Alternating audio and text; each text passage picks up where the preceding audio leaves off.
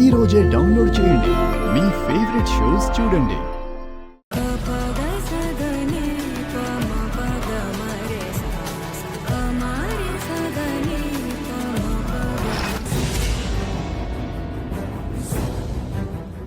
రాజుగారు, అహల్యం చూసారా? లేదు బాబు, తను ఫంక్షన్ దగ్గరే ఉన్నట్టుంది. సరే, నేను చూస్తాను.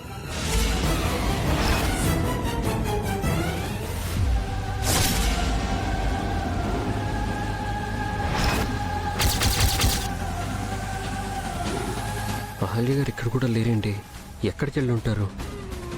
అందరికీ నమస్కారం. అందరికీ ఒక ముఖ్యమైన విషయం చెప్పాలి.